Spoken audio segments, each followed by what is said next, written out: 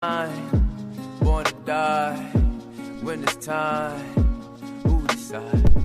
We lost once too early on. We live on to carry on. Don't put that burden on me. All right. Welcome to the Mama Son Podcast. Today is March the 6th. It is another. Yes, it is another happy Sunday. It is a very beautiful day out today. Yes, it is. Yes, it is, mother. Yes, it is. I must say it is, mother. Yes, it is, mother. Yes, it is. How you feeling today, Mom? I'm all right. You okay? Yeah, been having that health issue, but by the grace of God, I'll be back. I'll be back. And that's what we're doing. We're keeping our faith. We're living day by day. Oh yes, one day at a time. So we're gonna start with our shout outs before we announce the special guest. I already put a post on who it is. But Mom, you wanna go ahead and give our shouts out? Can I? Yeah, go. Let me say this. So the topic today is being a strict parent and a friendly parent. Which one is better? Being strict on your kids, still showing them love, or just being friendly all the time, like things peachy? Now, me saying this, my daughter turned 12 on March the 4th. Friday. And when I say the news I got made me one of the happiest proud fathers in the world. My daughter is getting accepted to colleges, scholarships at the age of 12. Do you hear what I'm saying? I am so thankful and so grateful. I am so proud of you, Dominica. Dominica, Daddy is so proud of the young woman you're becoming. Stay humble, stay beautiful that you are inside and outside, loving, caring young lady that you are, and stay focused like you're doing. I'm proud of you. I love all my kids. Hi, Bella. Hi, Galen. Daddy, miss you guys. I love you guys. I'm proud of all of you guys. Mwah. Stay beautiful. Mwah. Y'all know our slogan. How. All right. I see Bella now. Yes. You got that down. So those who know, this is the Mama Son Podcast. My mom has survived brain aneurysm. She survived strokes. My mom is still here with me. I'm thankful. And we are rocking this duo together. My mom's on the podcast. And here we are today. This is the 21st show. What? Yeah. I looked at it today. This is the 21st show. We were rocking for 24 show. Gotta get a high five, Mama? All right. Yeah. That's what I'm saying. So we got a special guest today, Mama. I grew up on Bone Thugs and Harmony. Mm-hmm. You know, they just a group that just molded me to become a rapper who I am today, an artist. So it's an honor to have this guest that's coming today. Saw him earlier. I didn't know he was a vegan, so I'm learning. Then we'll go get some vegan food. So we got the Harmony guy in the building today, man. So I'm excited for that right there. Let me get some cheers. Yay! Yeah. So get ready for that interview today, man. You know what I'm saying? But first off, we rocking with Mama. So Mama, go ahead and get your shouts out real quick. Okay, I got to shout out to them G-babies. Yeah. First, I'm shout out to my kids. Rod, rest in peace, Lee Galen. Love you forever, Love baby. you, bro. Ever. Shout out to the grandbabies. Kayla. What up, Kayla? Dominica. What up, Dominica? Galen. So Galen. And Bella. Hi, Bella. Y'all know I love you guys. Shout out to my siblings and all my relatives. Hello, everybody. And first of all, we got to start saying, first giving unto God, who is the head of our life. Thank you for another beautiful day. Regardless if it's raining, snow, hailing, whatever, it's still going to be a beautiful day. And I thank you. All right, child.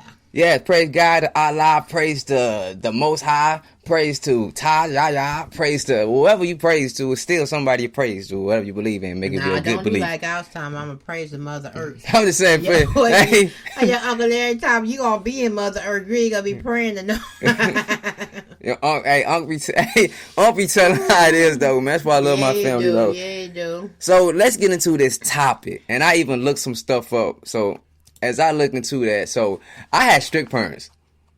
Like I ain't gonna sugarcoat nothing. I had strict parents.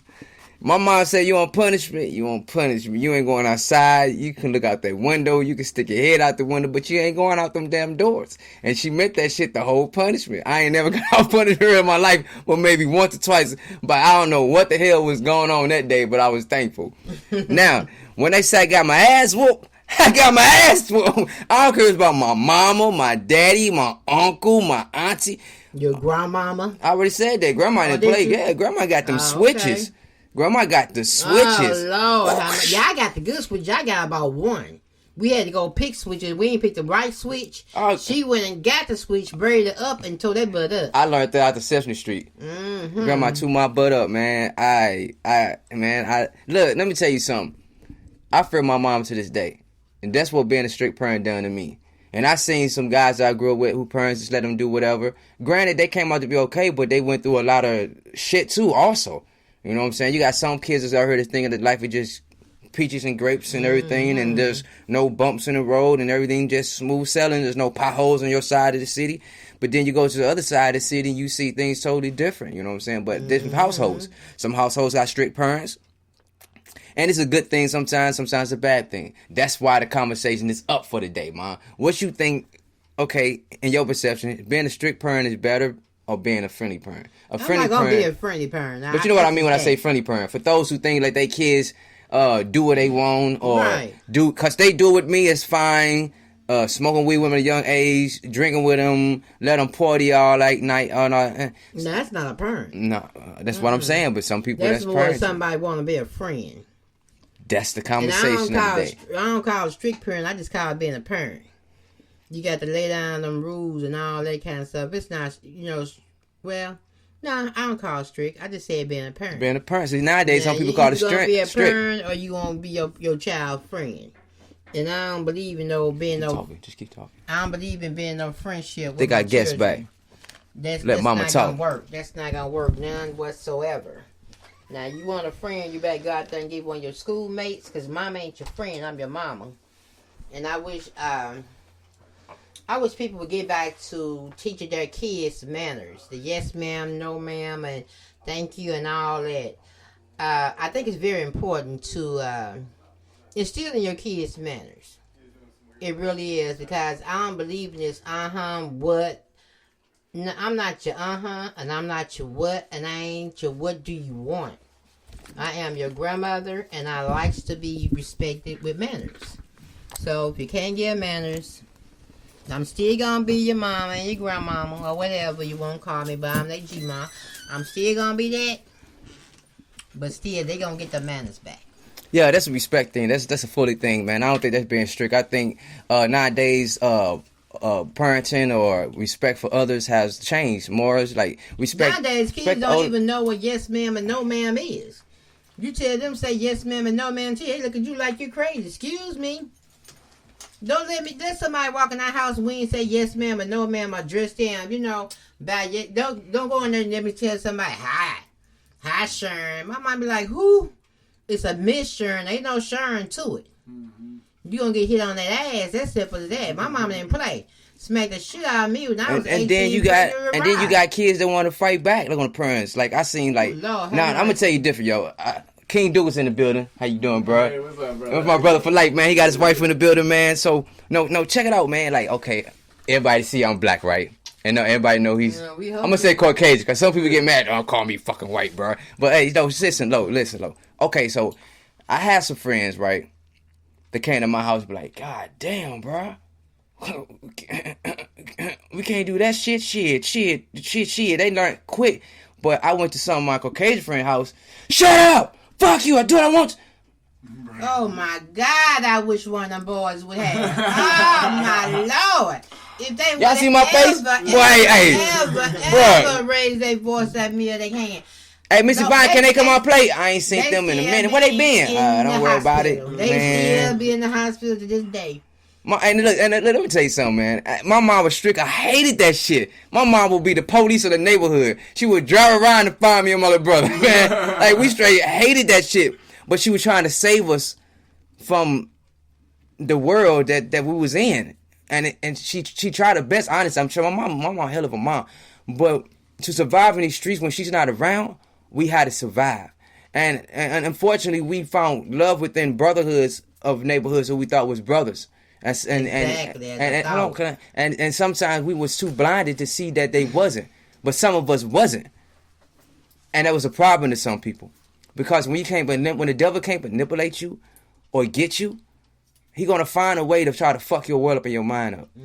And then when he does that, the simple fact is you gotta bounce back and be strong. So I do thank my mom for being strict, but sometimes I think it was too much, but I see why. And I know why. But I knew why then too. I was rebellious in some ways. Because I wanted to live myself and learn myself. You know what I'm saying? So I think it's good, and I think it's good as necessary. But I think sometimes we gotta let just a little bit, just to be look more careful. You know what I'm saying? Look, you gotta give it to them because they gotta live and learn. Y'all was all around. I'm thinking y'all in the neighborhood, riding y'all bikes down the street, somebody's house. Y'all way over here on Essa with your grandmama and her sister. It was good, man. Y'all was good, but hey, then everybody come and say, "Oh, mama, we're going where grandmama at." Because you gotta understand who our dad was, and you gotta understand like who our family was. You know what I'm saying? And the name they had, and what like we weren't no joke. We was taught to fight. And we had a reputation of fighting. They was. And we had a reputation of our family like being vicious on behalf of family. You know, my grandkids are still here because I'll show y'all how they that's just what it is. So I'm strict on my kids on a lot of things, especially when it comes to morals and saying yes ma'am, no ma'am, clean their room, hygiene, being respectful, stay in your lane, like know who you are, love who you are. You know what I'm saying? Stuff like that. And I looked on the internet, I always look on the internet, and somebody said, I think strict parents make the best kind of friends because they spend so many years teaching you how to be successful and dependable. Adults that once you finally make it, they get loose and watch you flourish. So just wait, because you're strict parents. Okay, because you're strict parents, parties don't know why the fuck they run anyway. Because like my daughter just think I was a real strict person, strict parent, but she understand that me and her mom can really party. Like I could really party, like I could really get down. We hip, and I think my kids know that. It's just good that I'm gonna say this. I'm more strict, and their mom is more friendly, lenient. But I'm strict. Like I'm strict. I ain't bad strict, but I'm strict. I watch over you. A man is supposed to protect his family. His man is supposed to teach. He's supposed to lead. That's what I was taught by and did it for my grandmother, my grandfather. See, my grandfather was a man, and when I say that he they make mistakes, but he was a man, meaning he'll teach you, not mislead you. He'll guide you. He'll give you wisdom. He'll show you how to build. He'll show you how to save. Not show you how to go destroy. Go do this. Get that gun. Go do that. That's backwards. Claim this gang. We this, we that. Nah, what the fuck is wrong with you? The problem. And that's the problem with a lot of parents. I'm the kids. No, bitch, it's the parents. And then those kids who fuck up can't take accountable for themselves. Or you take accountable for, my son fucked up. I'm sorry. What can we do to fix it? You gotta even show your kids that you give a fuck. A lot of us ain't showing your kids you don't give a fuck. A lot of us leave their kids at home to be by themselves. Or let the TV or internet raise them. And just pray don't nothing happen. Then somehow, the kids now, TV, the internet, and then it's a cycle. Okay, I was watching something earlier on the internet. I was watching YouTube and shit, and I learned a lot of shit because I fucking listen.